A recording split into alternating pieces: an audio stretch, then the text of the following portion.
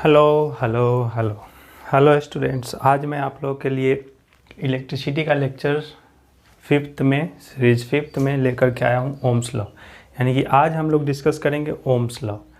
Ohm's law में हम लोग डिस्कस क्या करेंगे, तो ओम्स लॉ में एक रिलेशन डिस्कस करेंगे किस किस के बीच में, तो पोटेंशियल डिफरेंस यानी कि V और यू कैन से वोल्टेज I, इन दोनों के बीच में एक रिलेशन होता है, उसको हम लोग डिस्कस करेंगे। और इन दोनों के बीच का रिलेशन से एक थर्ड क्वांटिटी आएगा जो कांस्टेंट होगा, उन सब के बारे में डिस्कस करेंगे जिसको हम लोग रेजिस्टेंस बोलेंगे। ठीक, तो आज हम लोग का यही क्लास रहेगा ओम्स लॉ, यानी कि पोटेंशियल डिफरेंस के साथ करंट कैसे वेरी करता है जब आप किसी भी सर्किट का पोटेंशियल डिफरेंस को चेंज करते हो। तो चलो हम लोग स्टार्ट करते हैं ओम्स लॉ। इससे पहले हम लोग स्टडी कर चुके हैं इलेक्ट्रिक करंट, इलेक्ट्रिसिटी के बारे में पिछला क्लास में देखे थे, फिर इलेक्ट्रिक करंट वगैरह के बारे में क्लियर किए थे हम लोग। तो अब जो है रिलेशन, जैसे कि पिछला क्लास में हम लोग रीजन जाने थे कि इलेक्ट्रिसिटी किसी भी सर्किट में इलेक्ट्रिक करंट पास करता है तो उसके पीछे का वजह कौन होता है, यानी कि इलेक्ट्रिक करंट को कौन पास कराता है, इलेक्ट्रिसिटी को कौन फ्लो कराता है, तो उसके पीछे मेन वजह होता है पोटेंशियल डिफरेंस। यानी कि पोटेंशियल डिफरेंस या वोल्टेज कहो, जो कि आप इस सर्किट में जो सेल या बैटरी कनेक्ट किए हुए होते हो तो वो सेल या बैटरी क्या करता है, एनर्जी सप्लाई करता है। जैसे सिंपल सा जो हम लोग डिस्कस किए थे पिछले क्लास में, मान लो एक बैटरी है, तो ये बैटरी सर्किट में कनेक्टेड है, मान लो ये स्विच है, स्विच ऑन है, कुछ ये रेजिस्टेंस है, ये सिंबल हम लोग का यूज होगा रेजिस्टेंस के लिए। तो इसमें इसको हम लोग मानते हैं प्लस टर्मिनल, इसको माइनस। अब देखो एक्चुअली में ये प्लस माइनस टर्मिनल नहीं होता है, इसको आप बोलो कि ये हायर पोटेंशियल टर्मिनल होता है और ये लोअर। ऐसा नहीं कि प्लस माइनस का कुछ गेम होता है। ये आपका एक बैटरी है, एक इलेक्ट्रिक सेल है या सेल इलेक्ट्रोलाइटिक सेल है, इसके अंदर रिएक्शंस होते रहते हैं और रिएक्शन होने के वजह से क्या होता है कि इसमें एनर्जी जनरेट होता है और वही एनर्जी का गैप होता है, एक तरफ ज़्यादा एनर्जी होता है, एक तरफ कम एनर्जी होता है। यानी कि एक तरफ हायर एनर्जी होता है, एक तरफ लोअर एनर्जी होता है। प्लस वाला तरफ हायर पोटेंशियल या हायर एनर्जी और इधर माइनस वाला तरफ लोअर। तो यहाँ पे प्लस माइनस पॉजिटिव निगेटिव का सिंबल नहीं, क्या है, हायर पोटेंशियल है और ये क्या है, लोअर पोटेंशियल है। तो अब क्या होता है कि जो नेचुरल रूल है कि कहीं भी फ्लो कहाँ से होता है, हायर से लोअर की तरफ। तो ये हायर पोटेंशियल से ये क्या करता है, एनर्जी सप्लाई करता है। यहाँ पे एनर्जी बना, यानी कि ये जो बैटरी या सेल है एक्चुअली में क्या देता है, ये सर्किट में क्या देता है, तो ये एनर्जी देता है, एनर्जी देता है। अब देखो कंडक्टर के अंदर इलेक्ट्रॉन्स हैं, तो उन इलेक्ट्रॉन्स को ये एनर्जी देगा, उसको धकेलेगा, एनर्जी मिलेगा, काइनेटिक एनर्जी मिलेगा, तो वो क्या करेगा, इलेक्ट्रॉन्स मूव करेंगे।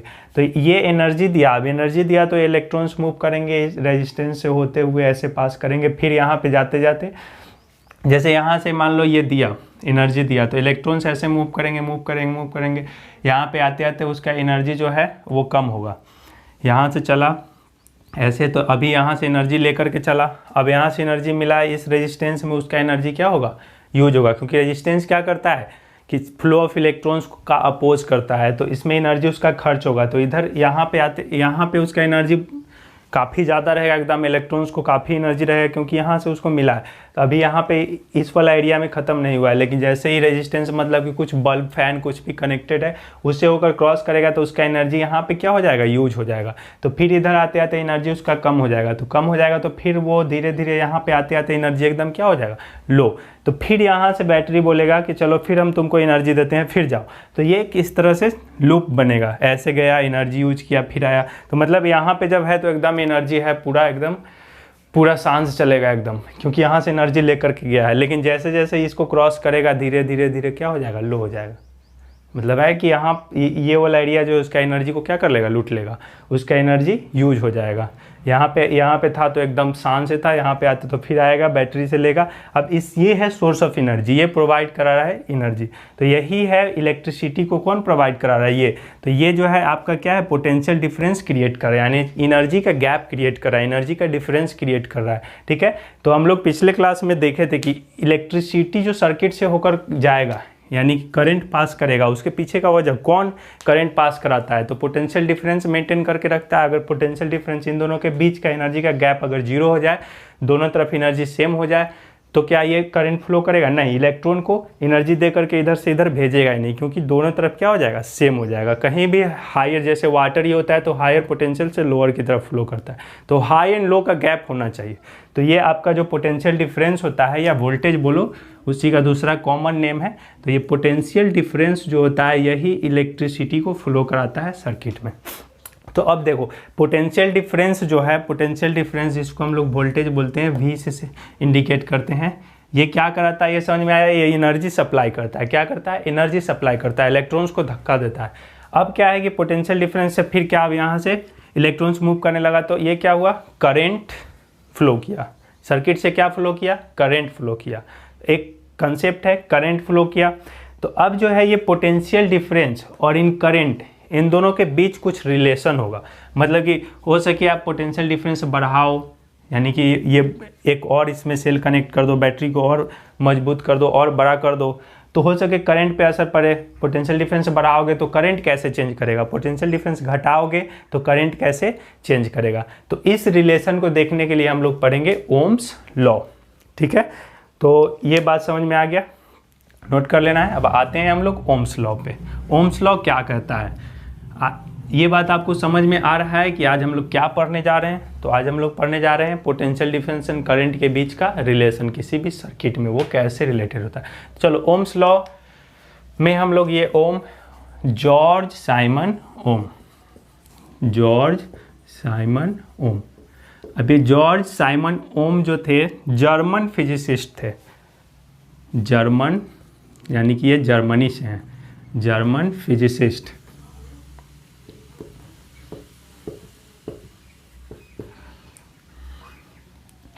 And mathematician. एक्चुअली में ये टीचर थे, टीचर भी थे, स्कूल, हाई स्कूल टीचर थे।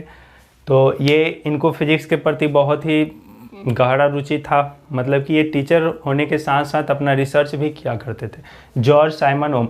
तो देख, ये जो है अपना रिसर्च कब शुरू किया इस पे, ओम्स लॉ पे? तो क्या हुआ कि एक अलेसांड्रो वोल्टा, इटालियन साइंटिस्ट, वो क्या हुआ कि वोल्टेइक सेल का खोज किया। वही जो सेल जो हम लोग यूज करते हैं पोटेंशियल डिफरेंस जनरेट करने के लिए, उसका वो तुरंत ही रिसर्च किए थे, तुरंत ही उसका खोज किए थे। तो उसका यूज करके इन्होंने, जॉर्ज साइमन ने, वही पोटेंशियल जो हम लोग यूज करते हैं उसका यूज करके जॉर्ज साइमन ने अपना रिसर्च को आगे बढ़ाया, और इन्होंने रिलेशन दिया पोटेंशियल डिफरेंस एंड करेंट के बीच। देखो, इसके पहले ये पोटेंशियल डिफरेंस जो सेल था उसका खोज कौन किया? अलेसांड्रो वोल्टा, जो थे इटालियन साइंटिस्ट। तो उसी का ये जो सेल अब मिल गया, तो सेल मिल गया मतलब कि सर्किट में एक एनर्जी देने वाला मिल गया, मतलब इलेक्ट्रिसिटी का फ्लो आसानी से हो सकता है। तो उस सेल का यूज करके, न्यूली इन्वेंटेड सेल का यूज करके इन्होंने एक नया रूल दिया पोटेंशियल डिफरेंस एंड करंट के बीच में। ठीक है, तो ये था इनके पीछे, मतलब कि हम लोग का थोड़ा बैकग्राउंड था ओम साहब के बीच में। अब हम लोग देखते हैं इन्होंने क्या कहा, ये सब नोट करते चलना है। तो हम लोग इसको जानने के लिए पहले स्टार्ट करते हैं एक एक्सपेरिमेंट से ही, उसके बाद फिर जाएंगे कि इन्होंने क्या कहा, मतलब एक्चुअल लॉ क्या था। तो एक एक्सपेरिमेंट से हम लोग शुरू करते हैं। अब देखो, एक्सपेरिमेंट जो होता है ये प्रैक्टिकल होता है, आप ऐसे ही कोई वैल्यू नहीं ले सकते हैं। तो एक हम एक्सपेरिमेंटल प्रैक्टिकल वैल्यू जो है वो नोटेड है, उसको हम ऑलरेडी लिखे हुए हैं, उसी पे हम लोग डिस्कस करेंगे। ठीक है, जैसे देख रहा है, इसमें दिख रहा है कि ये क्या है, V पोटेंशियल डिफरेंस, I क्या है, current. Potential difference in volt, current in ampere. मतलब कि हर एक अलग अलग पोटेंशियल डिफरेंस के लिए अलग अलग करंट है। जैसे पोटेंशियल डिफरेंस 0 है तो करंट 0 है, पोटेंशियल डिफरेंस 2.5 वोल्ट है तो करंट 0.1 एम्पियर, ये 5 वोल्ट तो ये 0.2, 10 वोल्ट तो 0.4। इस तरह से एक एक्सपेरिमेंटल वैल्यू आपके पास है। ठीक, अब इसको हम लोग डिस्कस करेंगे ये कैसे हुआ। तो एक सर्किट डायग्राम ऑलरेडी सीख चुके हैं, सर्किट डायग्राम को फिर से हम लोग ड्रॉ करते हैं। तो सर्किट डायग्राम में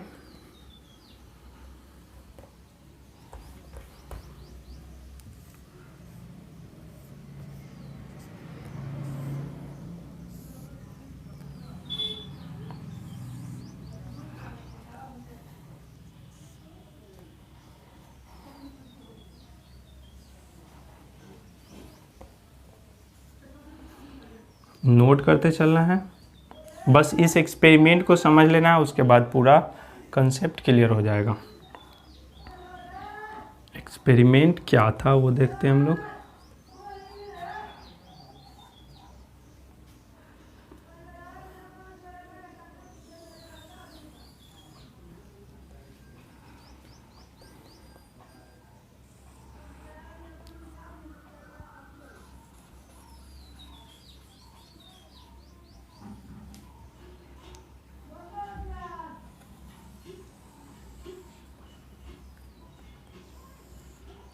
आप लोगों को पता है वोल्ट मीटर पैरेलल में कनेक्ट किया जाता है और आमीटर सीरीज में कनेक्ट किया जाता है।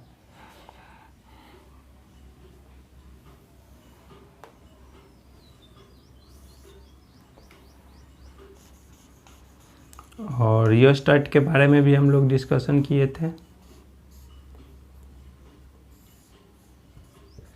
एक वेरिएबल, अब इसमें देखो क्या क्या है।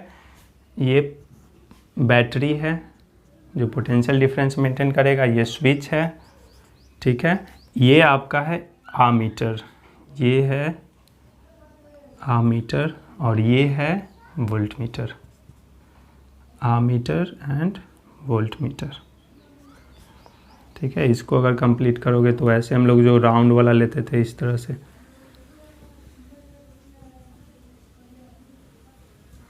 ये सर्किट में आमीटर है एंड ये है आपका वोल्ट मीटर।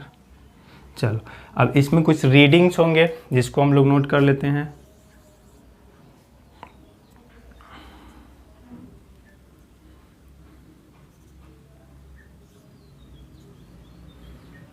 तो चलो आमीटर का जो करंट का है 0 से 0.1, 0.2, 0.3, 0.4, 0.5, 0.6, 0.7, 0.8, चलो 0.8, 0.9 एंड यहाँ पे आएगा तो 1.0। चलो यहाँ तक ये है। उसी तरह से वोल्ट मीटर का भी रीडिंग इसके अकॉर्डिंग हम लोग मेजर करते हैं, अलग अलग, मतलब ये तो जो होगा मार्क अलग अलग होगा, लेकिन हम लोग एक इसके अकॉर्डिंग अपने कन्वीनियंस के लिए बना लेते हैं ताकि हम लोग को समझने में आसानी हो। तो इस हिसाब से वोल्ट मीटर 0 से शुरू होगा, 0, फिर 2.5, फिर 5, फिर 7.5, फिर 10, 12.5 एंड 15, 17.5, 20, 22.5 एंड 25। ओके, ये एक हम लोग बना लिए। चलो ये जो दो है, एक एमीटर एक वोल्ट मीटर, अब दोनों में नीडल होगा। स्टार्टिंग में दोनों में नीडल कहाँ पे होगा? इसका जो नीडल होगा वो 0 पे होगा, इसका भी और इसका भी। स्टार्टिंग में क्या होगा? नीडल 0 पे होगा। अब क्या होगा? ये स्विच अभी इनिशियली क्या है? ऑफ है, ऐसे है तो ऑफ है, फिर इसमें अगर डॉट दे देंगे तो ऑन हो जाएगा। तो ये कंसेप्ट है हम लोग का। देखो ये है एमीटर जो करंट को मेजर करेगा, ये है वोल्ट मीटर जो आपका वोल्टेज का मेजरमेंट करेगा। तो वोल्ट मीटर को हम बताए थे कि पैरेलल में कनेक्ट किया जाता है, वोल्ट मीटर को पैरेलल में कनेक्ट किया जाता है और ए मीटर को सीरीज में कनेक्ट किया जाता है। ये देखो रेजिस्टेंस के पैरेलल में इस पॉइंट और इस पॉइंट का ये पोटेंशियल डिफरेंस का मेजरमेंट करेगा। ये आपका है रियोस्टेट जो कि यहाँ पे एक बहुत ही मेजर रोल प्ले करेगा। यही क्या है कि आपका जो इस पूरा सर्किट का है पोटेंशियल डिफरेंस को मैनेज करेगा। मतलब ये इसको हम लोग चेंज करेंगे, इसको बार बार एक्सपेरिमेंट में अलग अलग किया जाता है, कभी इधर कभी इधर कभी इधर। तो इस वजह से रेजिस्टेंस चेंज होता है और रेजिस्टेंस चेंज होता है तो फिर करंट चेंज होता है और करंट चेंज होगा तो फिर पोटेंशियल डिफरेंस भी उसी के अकॉर्डिंग बदलता है। तो देखो ये एक्सपेरिमेंट के लिए एक सिंपल सा डायग्राम हुआ। जैसे आपका क्वेश्चन एग्जाम में भी आ जाता है, एग्जाम में आ सकता है क्वेश्चन की वेरीफाई करने के लिए, ओम्स लॉ को वेरीफाई करने के लिए, तो आप इस डायग्राम का यूज कर सकते हो। तो हम लोग अब चलते हैं, इसको समझते हैं। तो चलो स्विच ऑन करेंगे। स्विच ऑन करेंगे तो करंट फ्लो होगा। तो इनिशियली जब स्विच ऑफ होगा तो ये मीटर जीरो पे, ये भी मीटर कहाँ जीरो पे, मतलब कि वोल्टेज भी जीरो और करंट भी जीरो, यानी कि इनिशियली स्विच ऑफ है, मतलब यहाँ से कोई करंट फ्लो नहीं कर रहा है, तो पोटेंशियल डिफरेंस जीरो, तो करंट भी क्या जीरो, फर्स्ट सिचुएशन। सेकेंड, जब आप यहाँ से स्टार्ट किए तो मान लो कि उस केस में आप पोटेंशियल डिफरेंस कितना दिए, तो सेकेंड केस में आपका पोटेंशियल डिफरेंस था 2.5। ये देखो ये इनिशियल केस था। अब सेकेंड केस में आपका पोटेंशियल डिफरेंस 2.5 हुआ, मतलब सेकेंड केस में नीडल कहाँ होगा 2.5 के सामने। अब हर एक केस में हम लोग डॉटेड लाइन से बनाएंगे, तो पोटेंशियल डिफरेंस आपका कितना हो गया 2.5। तो जब आपका पोटेंशियल डिफरेंस 2.5 हुआ तो उसके अकॉर्डिंग करंट कितना, तो ये वाला भी चेंज करेगा। पोटेंशियल डिफरेंस जैसे ही आपका 2.5 होगा तो करंट भी कितना हो जाएगा 0.1, यानी कि पोटेंशियल डिफरेंस के साथ क्या चेंज कर रहा है, करंट चेंज कर रहा है। फिर ये सेकेंड सिचुएशन हुआ। अब क्या हुआ कि जब पोटेंशियल डिफरेंस आप बढ़ा के कितना कर दिए 5, पोटेंशियल डिफरेंस जब 5 हुआ मतलब कि ये नीडल इस बार यहाँ पे होगा, पोटेंशियल डिफरेंस 5। जब पोटेंशियल डिफरेंस 5 हुआ तो करंट भी चेंज हुआ, और करंट कैसे चेंज हुआ, तो करंट हो गया 0.2 एम्पियर, तो ये वाला इस बार यहाँ पे है। फिर जब आपका पोटेंशियल डिफरेंस कितना हुआ 10 हुआ, तो पोटेंशियल डिफरेंस 10 हुआ मतलब इस बार नीडल आपका यहाँ पे है, और जब पोटेंशियल डिफरेंस 10 हुआ तो करंट कितना हो गया 0.4 एम्पियर, तो करंट आपका 0.4 एम्पियर। मतलब समझ में आ रहा है, पहले जीरो पे था तो ये भी जीरो पे था, ये 0.5 हुआ तो ये भी चेंज होके यहाँ आया। ये पहला स्टार्टिंग केस, ये सेकेंड केस, ये थर्ड केस, ये फोर्थ केस, ये फर्स्ट केस है, ये सेकेंड है, ये थर्ड है, ये फोर्थ है, मतलब इसके अकॉर्डिंग ये भी क्या हो रहा है, चेंज हो रहा है। जब आपका पोटेंशियल डिफरेंस 10 था तो ये कितना हो गया 0.4। जब इस पोटेंशियल डिफरेंस आप 15 करोगे मतलब आपका नीडल जो होगा इसके सामने होगा 15 के सामने, तो पोटेंशियल डिफरेंस 15, तो करंट भी कितना हो जाएगा 0.6। बस इस वाला एक्सपेरिमेंट को समझ लेना है, पूरा कंसेप्ट क्लियर हो जाएगा। फिर जब पोटेंशियल डिफरेंस 20 था, पोटेंशियल डिफरेंस 20 हुआ तो करंट आपका हो गया 0.8। उसी तरह से पोटेंशियल डिफरेंस जब 25 हुआ, यानी कि नीडल इस बार इसके सामने आया, तो आपका करंट हो गया 1.0, यानी कि 1 एम्पियर। ठीक है, तो ये कंप्लीट था, ये फोर्थ, फिफ्थ, सिक्स्थ, सेवन्थ। उसी तरह से फोर्थ हो गया, फिफ्थ, सिक्स्थ, सेवन्थ। ये 7 ऑब्जर्वेशन था। पहले इनिशियली 0 पे दोनों था, फिर ये 0.1, ये 2.5, 0.1, तो ये 7 ऑब्जर्वेशन था। 7 ऑब्जर्वेशन का हम लोग यहाँ पे नोट किए। उसके अकॉर्डिंग इस तरह से हर एक का अलग अलग सिचुएशन है, पहले यहाँ, फिर यहाँ, फिर यहाँ, फिर यहाँ, इस तरह से पहले यहाँ, फिर यहाँ, फिर यहाँ, इस तरह से चेंज हो रहा है। अब देखो बात आता है कि सर्किट में आप क्या चेंज कर सकते हो। तो ऐसे जो है आप डायरेक्ट, अब जो है डायरेक्ट एक्सपेरिमेंट करने के लिए आप डायरेक्ट क्या चेंज कर सकते हो, पोटेंशियल डिफरेंस। जैसे हम अभी यहाँ पे किए हैं, पहले 0 था तो करंट भी 0, अब पोटेंशियल डिफरेंस को हम क्या कर दिए 2.5 कर दिए, तो करंट अपने आप कितना हो गया 0.1। फिर इसको 5 किए तो ये अपने आप 0.2 हो गया। तो आप यहाँ से डायरेक्ट चेंज कर सकते हो। ठीक, तो ये सिचुएशन था। अब इस एक्सपेरिमेंट के अकॉर्डिंग हम लोग एक रिलेशन देखें कि अगर आप पोटेंशियल डिफरेंस को चेंज कर रहे हो, पोटेंशियल डिफरेंस अगर चेंज हो रहा है तो पोटेंशियल डिफरेंस यानी कि V अगर चेंज हो रहा है तो V के साथ साथ I भी अपने आप चेंज हो रहा है। V आप चेंज कर रहे हो तो I भी अपने आप चेंज हो रहा है, मतलब कुछ ना कुछ तो इन दोनों के बीच में रिलेशन है। अब V चेंज हो रहा है तो I भी चेंज हो रहा है। अब इन सबको हम लोग एक कॉरेस्पॉन्डिंग मतलब करके देखते हैं कि किस हिसाब से ये चेंज हो रहा है, कैसे चेंज हो रहा है, मतलब किस रेशियो से चेंज हो रहा है V और I। तो हम लोग इस वाला डायग्राम से हम लोग समझ सकते हैं कि जब ये 0 था तो ये भी 0 था। ओके, जब V 0 था तो ये भी क्या था 0 था। ठीक है, लेकिन ये जब हुआ V हुआ 2.5 तो ये हो गया 0.1। अब देखो इन दोनों का रेशियो निकाल के देखो, 2.5 एंड 0.1, तो दोनों का रेशियो क्या हो जाएगा 2.5/0.1, कितना आ जाएगा 25। ठीक है, 0 वाला का तो हम लोग देखेंगे नहीं, तो ये हो गया 25। फिर दूसरा देखते हैं, जब ये भी 5 था तो ये कितना था 0.2। अब इसका भी रेशियो निकालो, तो 5/0.2, तो ये भी कितना आएगा 25। मतलब कुछ अब दिख रहा है, रेलेवेंस दिख रहा है, रेशियो क्या आते जा रहा है, सेम आते जा रहा है। फिर आप इसका किसी का भी चेंज करो, हर एक का, जैसे 10 0.5 तो 10 0.4, तो इसका भी करोगे 10/0.4, ये भी आएगा आपका 25। फिर आप करोगे इसका 15 0.6, तो ये भी आएगा 15/0.6, ये भी आएगा आपका 25। फिर उसी तरह से 20 और 0.8, तो फिर 20/0.8, फिर आ जाएगा 25, और फिर 25/0.1, तो ये भी आ जाएगा 25/0.1, तो ये भी आ जाएगा 1.0 मतलब कि 1, तो ये भी हो जाएगा आपका 25। अब देखो सारा का सारा जो ये रेशियो आया है, ये रेशियो हम लोग किस किस का निकाले हैं, तो ये था क्या, v था, और ये क्या था, i था। मतलब कि जो रेशियो निकाले हैं, अभी इसको इधर देखना है, रेशियो क्या चीज़ का निकाले हैं, v/i, और v/i जो रेशियो आया है वो हर एक केस में कितना है, 25।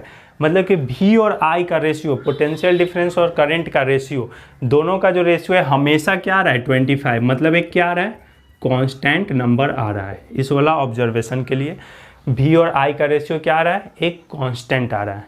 मतलब अगर ऐसा होता है मैथमेटिक्स में, अगर ऐसा होता है कि किसी दो क्वांटिटी का रेशियो क्या है, कांस्टेंट है, किसी दो क्वांटिटी का रेशियो क्या है, कांस्टेंट है, इसका मतलब you can say that but the quantities are directly proportional. यानी कि एक दूसरे के वो क्या है, डायरेक्टली प्रोपोर्शनल है, एक दूसरे के क्या है, डायरेक्टली प्रोपोर्शनल है। ऐसे अगर आपको मैथ्स में मिलता है तो आप उसको इस तरह से लिखते हो, v/i इक्वल टू कांस्टेंट। ठीक है, तो हम पहले ही v/i इक्वल टू कांस्टेंट आ गया, तो उसको हम लोग इस तरह से लिख दे कि v is directly proportional to i। तो देखो इस तरह के एक्सपेरिमेंट से जॉर्ज साइमन ओम साहब इस तरह के एक्सपेरिमेंट से एक कंक्लूजन पे आए कि किसी भी सर्किट में कुछ मतलब कि कंडीशंस है, उसको ध्यान में रखना है। जैसे कंडीशन ये है कि इसका टेम्परेचर चेंज नहीं होना चाहिए, जो रेजिस्टेंस है उसका टेम्परेचर शुड नॉट चेंज, यानी कि टेम्परेचर जो है उसको क्या रखना है, कांस्टेंट रखना है। टेम्परेचर आप चेंज करोगे रेजिस्टेंस चेंज हो जाएगा, फिर गड़बड़ हो जाएगा। तो टेम्परेचर कांस्टेंट पहला आपको याद रखना है, टेम्परेचर को कांस्टेंट रखना है। फिर और भी कुछ अदर फिजिकल कंडीशंस हैं, जैसे प्रेशर हो गया, वॉल्यूम हो गया, और भी कुछ कंडीशंस है जो उसको भी आप लोगों को क्या रखना है, कांस्टेंट। यानी कि temperature and all other physical conditions should be constant. Temperature and all other physical conditions should be constant. ये है आपका ओम्स लॉ का कुछ कंडीशन। ठीक है, टेम्परेचर को तो एकदम ध्यान में रखना है कि ये कांस्टेंट होना चाहिए, नहीं टेम्परेचर चेंज होगा सब चेंज हो जाएगा। तो चलो इस ऑब्जर्वेशन से क्या पता चला कि अगर टेम्परेचर कांस्टेंट रखा जाए और भी दूसरे कंडीशन है उन सबको भी अगर वैरी नहीं किया जाए, चेंज नहीं किया जाए, तो क्या होता है कि किसी सर्किट में जो अप्लाइड पोटेंशियल डिफरेंस होता है उसके डायरेक्टली प्रोपोर्शनल होता है उसमें करंट फ्लोइंग। जो करंट फ्लो करता है वो डायरेक्टली प्रोपोर्शनल होता है अप्लाइड पोटेंशियल डिफरेंस के। कैसे पता चला, क्योंकि जब ऑब्जर्वेशन देखा गया, हर एक सिचुएशन में ऑब्जर्वेशन देखा गया तो उसको एक रेशियो लिया गया, तो हर एक बार रेशियो क्या आ रहा है, फिक्स्ड नंबर आ रहा है। इस कंडीशन में कितना आ रहा है, 25। हर एक बार रेशियो कितना आ रहा है, 25। हर एक केस में 25, मतलब कि it gives a fixed ratio. कैसा रेशियो दे रहा है, एक फिक्स्ड रेशियो दे रहा है। तो ये जब फिक्स्ड रेशियो दे रहा है मतलब ये क्या है, एक दूसरे के डायरेक्टली प्रोपोर्शनल है। तो यहाँ से आपका कंक्लूजन आया कि v is directly proportional to i, यानी कि potential difference is directly proportional to i। अब देखो, अब ओम साहब क्या बोले इस रूल से, इस वाला ऑब्जर्वेशन से ओम साहब बोले कि अगर किसी सर्किट में temperature and other physical conditions को कांस्टेंट रखा जाए, बेसिकली टेम्परेचर को एकदम ध्यान में रखना है, तो अगर कांस्टेंट रखा जाए तो उसमें अप्लाइड पोटेंशियल डिफरेंस के डायरेक्टली प्रोपोर्शनल होगा इलेक्ट्रिक करंट। ओके, यानी कि v is directly proportional to i। यही आपका ओरिजिनल ओम्स लॉ है। अब इसको नोट करना है पॉज करके, हम लोग आगे बढ़ते हैं, ओम्स लॉ को थोड़ा और डिटेल से देखते हैं। ठीक है, चलो पॉज करके नोट करते चलना है।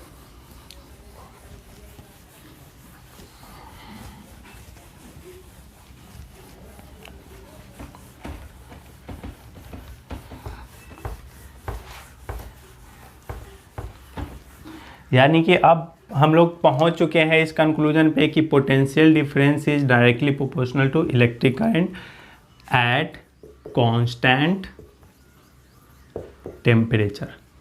And other physical conditions. Okay, at constant temperature and other physical conditions. हम लोग आगे देखो कांस्टेंट क्यों टेम्परेचर ले रहे हैं, इसको जब रेजिस्टेंस पढ़ेंगे तो और ज़्यादा समझ में आएगा। ठीक, अभी याद रखना है। चलो V is directly proportional to I, तो फिर क्या हुआ कि V और I का जो रेशियो था अभी हम लोग देखे थे, वो हमेशा क्या आ रहा है, एक कांस्टेंट आ रहा है, कांस्टेंट आ रहा है। अब इस कांस्टेंट को बोला गया कि ये जो कांस्टेंट है इसको क्या बोल दो, रेजिस्टेंस। इसको बोल दो रेजिस्टेंस, यानी कि V upon I equal to क्या, एक रेजिस्टेंस। तो अब ऐसे हो गया कि V upon I equal to क्या आ गया, R आ गया। अब ये जो R है ये कंडक्टर का क्या है, रेजिस्टेंस है। R जो है कंडक्टर का रेजिस्टेंस। अब रेजिस्टेंस क्या होता है, तो रेजिस्टेंस जो होता है किसी भी कंडक्टर का वो प्रॉपर्टी है जिसके वजह से कंडक्टर में इलेक्ट्रिसिटी के फ्लो का विरोध होता है, मतलब कि वो इलेक्ट्रिसिटी के फ्लो को रोकता है, उसके अगेंस्ट में वर्क करता है, ये रेजिस्टेंस। ठीक है, अब देखो हम लोग तो अभी रेजिस्टेंस को डिराइव नहीं कर पाएंगे क्योंकि अब आगे हायर क्लासेस में पढ़ना है इसका डेरिवेशन, तो अभी बताना बेहतर नहीं होगा। तो अभी बस इतना समझो कि V और I का जो रेशियो होता है वो क्या होता है, कांस्टेंट आता है, और वो कांस्टेंट क्या कहलाता है, रेजिस्टेंस। ये कांस्टेंट क्या कहलाएगा, आपका रेजिस्टेंस, यानी कि V upon I equal to R। Note कर लेना है इसको, आगे बढ़ते हैं।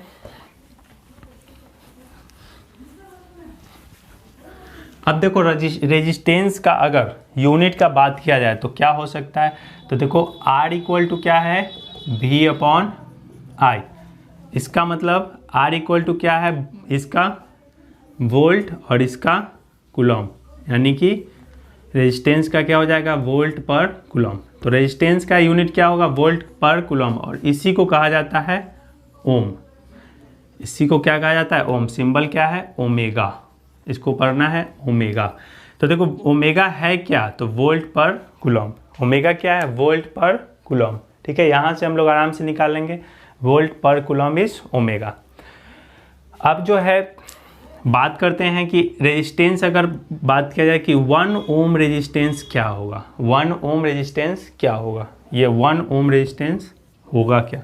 तो चलो 1 ओम रेजिस्टेंस के लिए क्या करते हैं, सब में 1 कर देते हैं, इस वाला फॉर्मूला से चलते हैं, इसको मिटाते हैं और इस फॉर्मूला से हम लोग आगे बढ़ते हैं। 1 ओम रेजिस्टेंस का अगर बात किया जाए, वैसे एग्जाम में कभी कभी आपका आ जाता है कि डिफाइन 1 ओम रेजिस्टेंस, तो क्या करना है, R इक्वल टू आपके पास फॉर्मूला क्या है, V बाई I।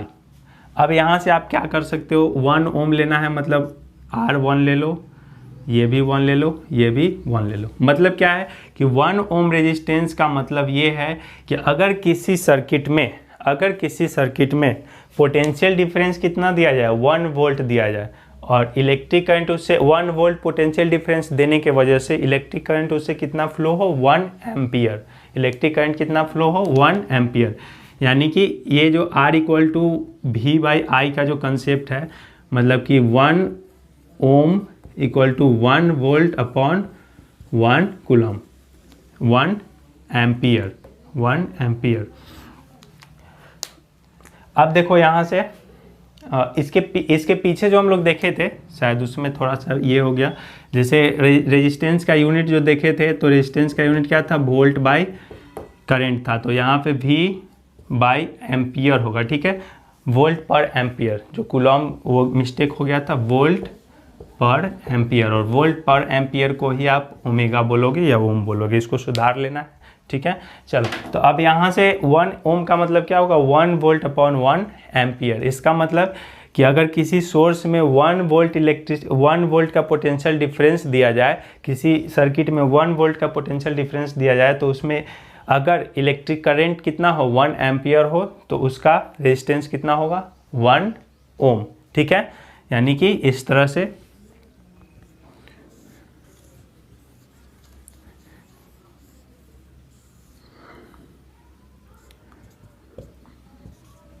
ये मान लो कितना आप दे रहे हो, 1 वोल्ट, तो ये रेजिस्टेंस जो है हमको कितना लेना है, 1 ओम। तो ये 1 वोल्ट दे रहे हो, तो करंट आपका कितना होना चाहिए, I होना चाहिए 1 एम्पियर। देखो 1 वोल्ट जब पोटेंशियल डिफरेंस दे रहे हो और करंट उस सर्किट में कितना हो रहा है, 1 एम्पियर, तो ऑब्वियसली इसका जो रेजिस्टेंस होगा वो कितना होगा, 1 ओम। ठीक है, यानी कि 1 ohm of resistance is defined as when the 1 volt of potential difference is given or applied in a circuit and due to which 1 ampere of electric current produces, then the resistance will be 1 ohm. ठीक है, तो ये हो गया आपका 1 ohm resistance. Clear होगा 1 ohm resistance. बस सब में 1 1 पुट करते जाना है, यानी कि हम लोग लिख सकते हैं when 1 volt of potential difference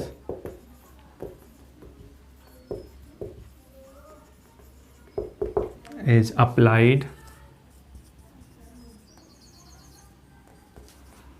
to the ends of a conductor in a circuit and the current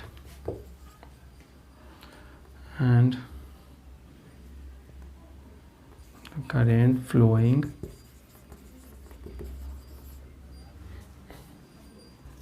is 1 ampere, then the resistance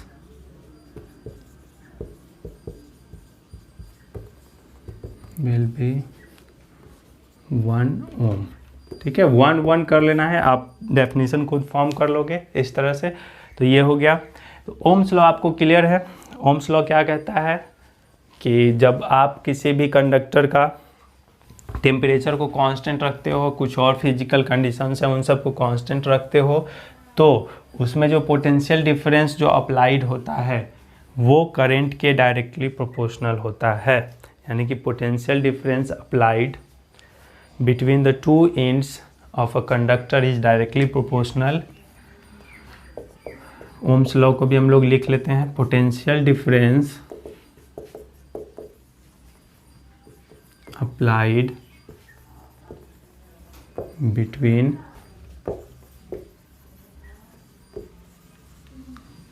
the two ends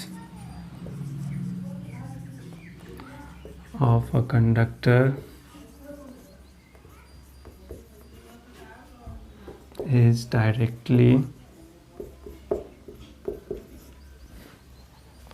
proportional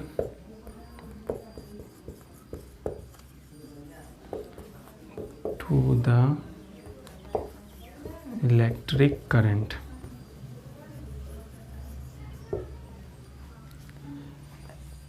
at constant temperature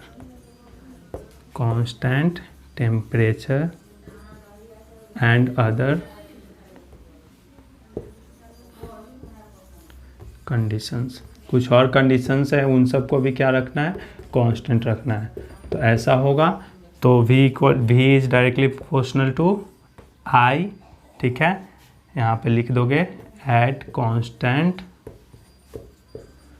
temperature. ठीक है, टेम्परेचर कांस्टेंट होगा. फिर यहाँ से आप आगे कर लोगे V/I इक्वल टू R, और R जो होगा वो रेजिस्टेंस होगा. तो ये हम लोग का लिखने के लिए था ओम्स लॉ. नोट कर लेना है पॉज करके.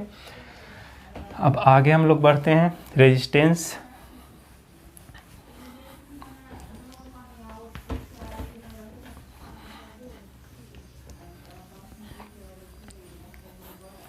ओम्स लॉ क्लियर है. रेजिस्टेंस के बारे में हम लोग फिर थोड़ा सा डिस्कस कर लेते हैं. रेजिस्टेंस क्या होता है. तो रेजिस्टेंस का ऐसा यूनिट हम लोग ऑलरेडी देख चुके हैं. ओम है जो कि क्या है, तो कुलॉम. ओम जो है आपका वोल्ट पर कुलॉम है, जो कि 1 ओम भी हम लोग डिफाइन कर लिए.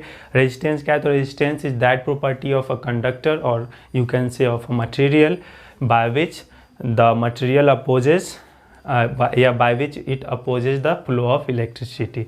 ठीक है, यानी कि वो रेजिस्टेंस का काम क्या है, इलेक्ट्रिसिटी के फ्लो को अपोज करना. ठीक, अब रेजिस्टेंस का कुछ हम लोग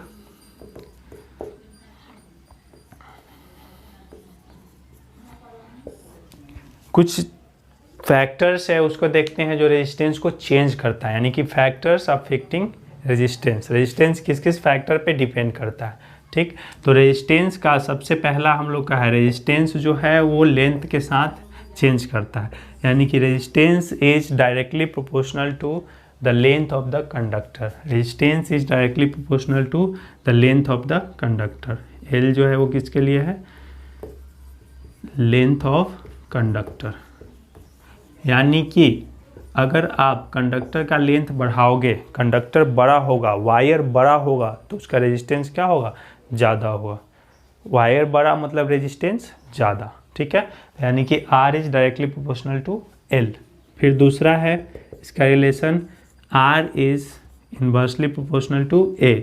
अब A क्या है, तो A जो है यहाँ पे है cross section area. Cross section area ये क्या होता है, तो देखो जब कोई वायर होता है, जैसे ये एक वायर है, तो वायर का जो एंट्री पार्ट है, एंट्री पॉइंट है, कुछ ऐसा होता है सर्कुलर टाइप का।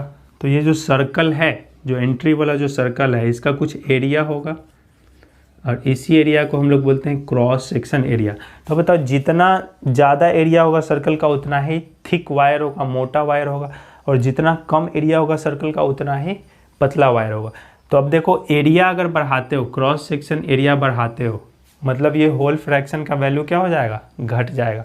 मतलब कि ये एरिया बढ़ेगा, एरिया बढ़ेगा तो रेजिस्टेंस घटेगा, एरिया बढ़ेगा तो रेजिस्टेंस घटेगा। मतलब ये तो सिंपल स्वाभाविक है, वायर मोटा होगा तो रेजिस्टेंस क्या होगा, कम होगा, यानी कि वो कंडक्टर अच्छा होगा। वायर मोटा करोगे तो वो इलेक्ट्रिसिटी का ज़्यादा बेहतर कंडक्शन कराएगा। इसको हम लोग फील भी कर सकते हैं, क्योंकि इलेक्ट्रिसिटी होता क्या है, फ्लो ऑफ इलेक्ट्रॉन। तो जितना ज़्यादा जगह मिलेगा उतना आसानी से फ्लो करेगा, यानी कि उतना कम क्या होगा, कोलिजन होगा इलेक्ट्रॉन्स के बीच में। तो इसलिए ये एरिया अगर बढ़ेगा मतलब वायर मोटा होगा, वायर मोटा होगा तो रेजिस्टेंस घटेगा। अब एरिया घटाओगे तो वायर पतला होगा तो रेजिस्टेंस क्या होगा, बढ़ेगा। तो ये दो फैक्टर्स हैं पहले। फिर जो है टेम्परेचर के साथ रिलेशन है, टेम्परेचर बढ़ता है तो रेजिस्टेंस भी क्या होता है, बढ़ता है। यानी कि पहले इन दोनों को देख लेते हैं। तो इन दोनों को जब आप कंबाइन करते हो, जैसे देखो LHS दोनों में सेम है, तो ऐसा अगर कंडीशन आता है जब प्रोपोर्शनैलिटी का बात आता है, तो आप दोनों एक साथ कंबाइन करके उसको मल्टीप्लाई करके लिख सकते हो 1/a इस तरह से। तो ये हो जाएगा R is directly proportional to L/a, ठीक है। जब इसका साइन ऑफ प्रोपोर्शनैलिटी को आप हटाते हो तो एक, जब भी साइन ऑफ प्रोपोर्शनैलिटी हटता है तो इक्वालिटी का साइन लेकर के आता है, लेकिन साथ में एक कांस्टेंट लाता है। तो ये साइन ऑफ इक्वालिटी आ जाएगा, लेकिन ये कांस्टेंट एक ले आएगा रो अपॉन ए। यानी कि अब आपका आ गया R equal to rho L/a आ गया, R equal to rho L/a। अब यहाँ पे जो रो आया है, रो P को थोड़ा सा स्मूथ टर्न देना है, तो रो जो है ये कहलाएगा रेजिस्टिविटी। अब देखो ये जो रो है हर एक मटेरियल के लिए फिक्स होता है। कॉपर का अलग होगा, सिल्वर का अलग होगा, गोल्ड का अलग होगा, नाइक्रोम का अलग होगा, क्वार्ट्ज का अलग होगा, सबका ये अलग अलग होता है, ठीक है। तो रो क्या है आपका, रेजिस्टिविटी। अब आप समझ सकते हो अगर रेजिस्टिविटी ज़्यादा होगा तो रेजिस्टेंस क्या होगा, ज़्यादा होगा। रेजिस्टिविटी कम होगा तो रेजिस्टेंस क्या होगा, कम होगा। तो ये आपका एक आ गया R is equal to rho L/a। अब यहाँ से पूरा रिलेशन दिख रहा है कि अगर क्रॉस सेक्शन एरिया हम बढ़ाते हैं तो रेजिस्टेंस बढ़ता है, घटता है, अगर लेंथ बढ़ाते हैं तो रेजिस्टेंस क्या होता है, बढ़ता है।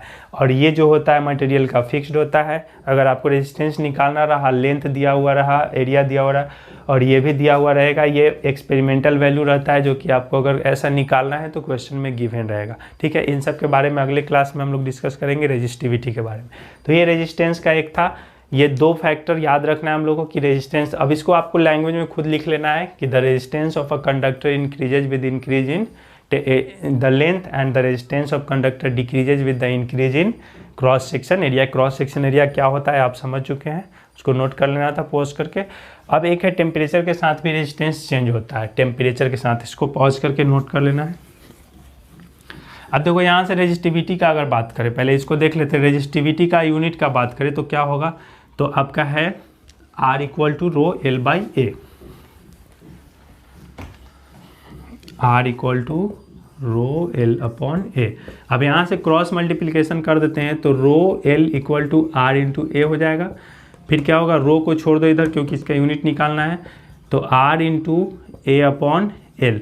अब इस सब का यूनिट हम लोग लिख लेते हैं क्योंकि इसका यूनिट चाहिए। तो रेजिस्टेंस का यूनिट ओम, एरिया का यूनिट मीटर स्क्वायर, लेंथ का मीटर। अब देखो 1 मीटर से मीटर यानी कि ओम metre.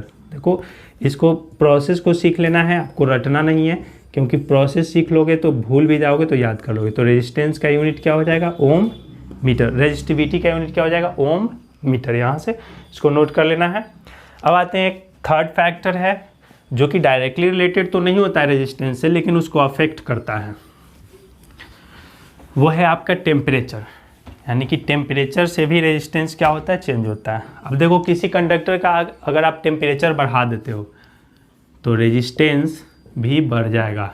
Resistance of a conductor increases with the increase in temperature। Temperature अगर बढ़ाते हो तो रेजिस्टेंस भी क्या हो जाएगा, बढ़ जाएगा। अब देखो आप डायरेक्टली रिलेशन तो नहीं कर सकते हो कि R जो है डायरेक्टली रिलेटेड टू T है, ऐसा नहीं कर सकते, लेकिन हाँ वो चेंज करता है, लेकिन एकदम प्रोपोर्शनैलिटी से चेंज नहीं करता है, एकदम प्रोपोर्शनल नहीं होता है, थोड़ा इधर उधर होता है, ठीक है। तो आप सीधे कहोगे कि resistance of a conductor increases with increase in the temperature, ठीक है। कुछ ऐसे भी कंडीशंस आते हैं, कुछ ऐसे भी मटेरियल्स हैं जिसका रेजिस्टेंस टेम्परेचर के साथ इंक्रीज नहीं बल्कि डिक्रीज करता है।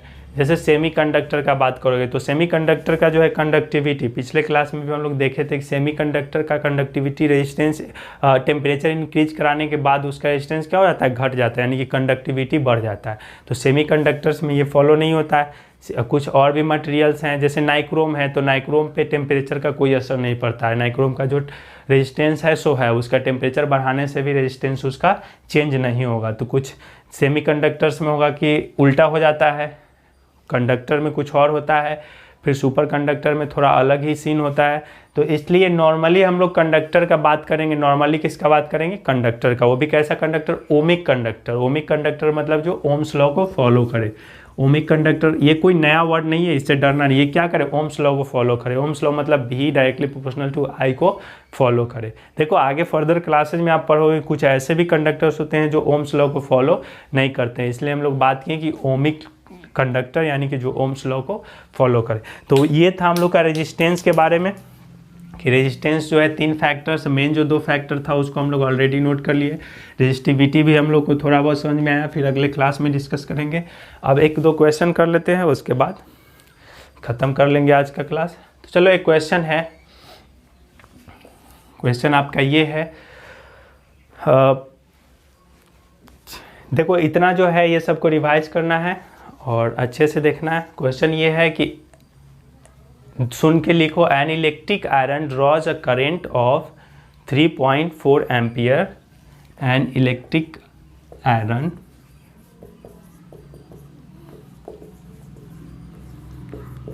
draws a current of 3.4 ampere from a source of, or you can say from a supply of 220 volt line. 240 volt का सप्लाई अगर मिल रहा था तो वो 220 वोल्ट का मिल रहा था सप्लाई उसको, तो कितना करंट वो ड्रॉ कर रहा है, 3.4 एम्पियर, ठीक है। तो अब है what current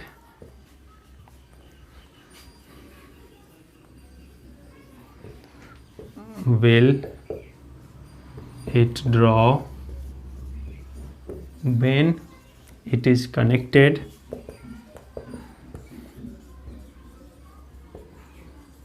to a supply of 110 volt.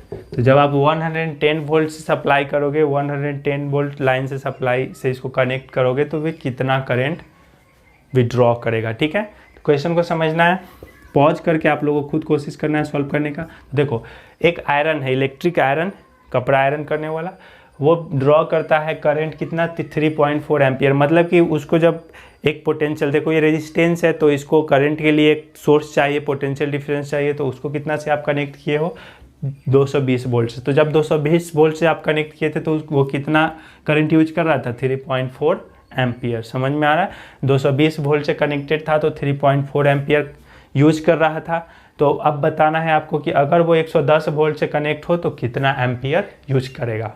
थोड़ा अच्छा क्वेश्चन है, पॉज करके खुद से कोशिश करो, उसके बाद चलो अब हम लोग देखते हैं। तो चलो, एक कंडीशन है कि पोटेंशियल डिफरेंस आप इनिशियली कितना दिए 220 वोल्ट, तो आई कितना मिला उसको फर्स्ट केस में 3.4 एम्पियर, ठीक है फर्स्ट केस में। सेकेंड केस में इसको मिल रहा है पोटेंशियल डिफरेंस कितना 110 वोल्ट, सेकेंड सोर्स में 110 वोल्ट।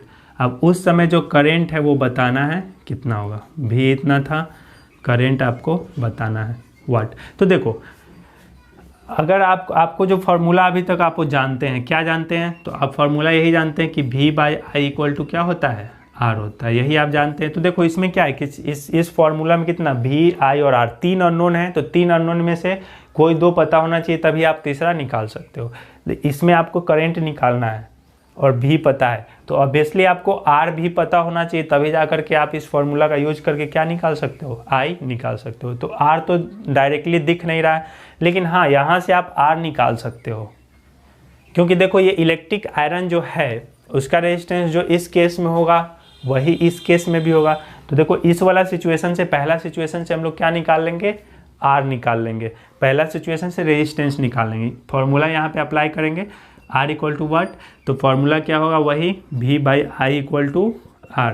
अब यहाँ से यूज कर लेते हैं V/I, यानी कि R इक्वल टू क्या हो जाएगा 200/3.4। अब इसको आप जब क्रॉस ये सॉल्व करोगे तो कितना हो जाएगा 2000/34, इतना हो जाएगा R, ठीक है, ये हो जाएगा आपका R। अब ये R का आप हम लोग यहाँ पे यूज कर लेंगे, मतलब क्या हो गया, R पता हो गया 2000/34। अब यहाँ से आप आराम से I निकाल सकते हो, I इक्वल टू यहाँ से क्रॉस मल्टीप्लिकेशन करके क्या हो जाएगा, तो I इक्वल टू हो जाएगा, देखो R इक्वल टू V, तो I इक्वल टू क्या हो जाएगा V/R, यानी कि I इक्वल टू इस सिचुएशन में 110/2000 इंटू 34 V/I। अब यहाँ से सॉल्व कर लेना है, 34 इंटू 11/200, ठीक है। जो भी सॉल्व करके आएगा आंसर आपको कमेंट बॉक्स में बताना है कितना आंसर आएगा। और ये आपका निकल गया क्या, करंट। तो ये समझ में आया क्वेश्चन। पहले में हम लोग को रेजिस्टेंस निकाल लिए, उस रेजिस्टेंस का इसमें यूज कर लिए। तो इस तरह से आप लोगों को क्वेश्चन सॉल्व करना है। एक क्वेश्चन आप लोग के लिए हम दे देते हैं, इसका भी आंसर आप ही लोग को बताना है, ठीक है। अब एक दूसरा क्वेश्चन जो आप लोगों के लिए है,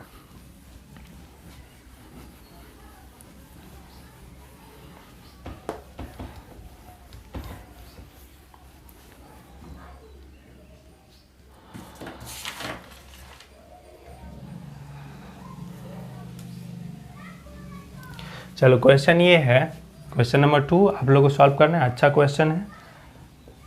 V and I graph for a metallic wire at two different temperatures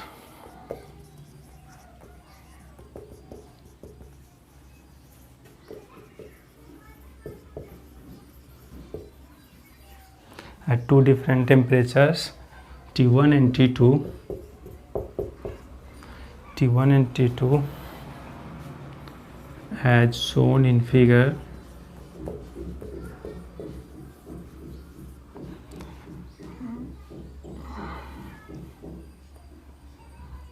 which of the following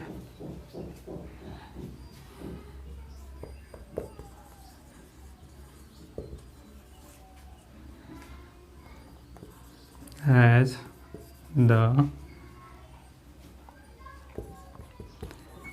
higher temperature। चलो क्वेश्चन थोड़ा सा टेढ़ा है, लेकिन इसको समझना है। पहले मिटा लेते हैं और इसको खुद ट्राई करना है आप लोग को, फिर अगले दिन सॉल्व करेंगे। चलो, तो फिगर आपका यहाँ प्रोवाइडेड है, खुद से दिमाग लगाना है। V एंड पोटेंशियल डिफरेंस को हम लोग एक्स एक्सिस पे ले लेते हैं, ये है वोल्ट में, और ये आपका I है करंट, जो कि है एम्पियर में। चलो अब इसमें दो ग्राफ है, एक इस तरह से है, एक इस तरह से। एक जो है T1 टेम्परेचर पे है, एक है T2 टेम्परेचर पे। ठीक है, किसका ग्राफ है? तो V एंड I का ग्राफ है, potential difference and electric current का V एंड I का ग्राफ है। अब आप लोगों को बताना, एक T1 टेम्परेचर पे है, एक T2 टेम्परेचर पे। आप लोगों को बताना है किस टेम्परेचर पे जो है ये दोनों में से कौन सा टेम्परेचर बड़ा है, यानी कि T1 ग्रेटर देन T2 है, या T2 ग्रेटर देन T1 है, या T1 इक्वल टू T2 है, या नन है। ठीक है, इन चारों में से कौन सा ऑप्शन होगा? तो ये आपका क्वेश्चन है। अब देखो हम लोग का जो ग्राफिकल रिप्रेजेंटेशन था वो मिस हो गया, जो ओम्स लॉ में था कि V और I का ग्राफ। तो जब भी किसी क्वांटिटी का, किसी दो क्वांटिटी, जब भी कोई दो क्वांटिटी क्या होता है, एक दूसरे के प्रोपोर्शनल होता है, एक दूसरे के डायरेक्टली प्रोपोर्शनल होता है, तो उन दोनों के बीच का ग्राफ हमेशा स्ट्रेट लाइन आता है। मतलब कि ओम्स लॉ में जो है V और I का जो ग्राफ आएगा, V जो वोल्ट में हम लोग लिखेंगे और I जो एम्पियर में लिखेंगे, इसका फिर डिटेल हम लोग ग्राफ का जो है अगले क्लास में देखेंगे। ठीक है, तो इसका जो आपका आएगा वो एकदम स्ट्रेट लाइन आएगा। V और I का graph according to Ohm's law एक स्ट्रेट लाइन आएगा, क्योंकि वो एक दूसरे के क्या है, डायरेक्टली प्रोपोर्शनल है। V और I एक दूसरे के क्या है, डायरेक्टली प्रोपोर्शनल। तो इसका ग्राफ ड्रॉ करेंगे हम लोग तरीका से, इसलिए आज इसको छोड़ भी दिया कि इसको फिर सिस्टमेटिक वे से ग्राफ का जो टूल्स है उसको यूज करके ड्रॉ करेंगे। अभी इस क्वेश्चन का रेफरेंस के लिए इसको लिख लिए हैं, क्योंकि इसका यूज उसमें आएगा। देखो V और I का ग्राफ क्या आएगा, एक कांस्टेंट आएगा, और यही कांस्टेंट जो होता है हर एक पॉइंट पे आपका क्या देता है, रेजिस्टेंस देता है। मतलब इसका ग्राफ का जो स्लोप होगा, इस ग्राफ का जो स्लोप होगा वो क्या देगा, रेजिस्टेंस देगा। ठीक है, तो इसको नोट कर लेना है और इस क्वेश्चन को ट्राई करना है। फिर अगले क्लास हम लोग मिलते हैं अच्छे अच्छे क्वेश्चन के साथ। अगले क्लास हम लोग बस ये ग्राफ को अच्छे से देखेंगे और फिर अगला क्लास पूरा क्वेश्चन हम लोग करेंगे इस पर, ताकि ये कॉन्सेप्ट पूरा तरह से क्लियर हो जाए। ठीक है, बाय।